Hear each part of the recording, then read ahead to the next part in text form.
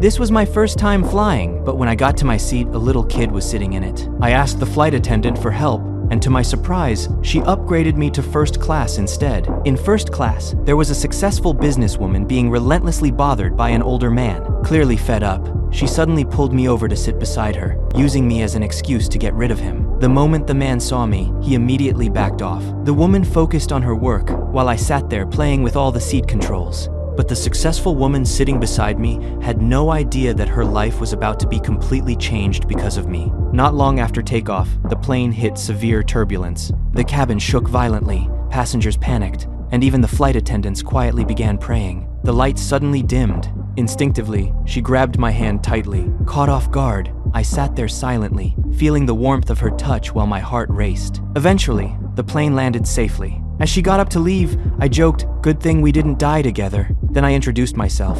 "My name's Ethan." Amused by my humor, she smiled and replied, "I'm Claire." After Claire left the airport, I realized she had forgotten something important. I rushed after her, trying to stop her, but she had already driven away in her luxury car. Back at her office, Claire stared at her computer screen before realizing she'd lost critical work documents. At the same time, a young new employee at the company suddenly began stealing attention, even taking away one of Claire's investors. Because of Claire's cold and distant personality, the investor no longer wanted to work with her. Upset and overwhelmed, Claire suddenly noticed a note. It was from me. I had stopped by to return her belongings. Claire contacted me immediately, and we arranged to meet. I quickly sent her the address of a bar. She never went to places like that, and only wanted her documents back as soon as possible. But when she arrived, I didn't even have them with me. With no other choice, Claire followed me back to my place to pick them up. The moment she saw my electric scooter, she froze. She had never ridden anything that required a helmet before. I stepped closer and carefully helped her put it on.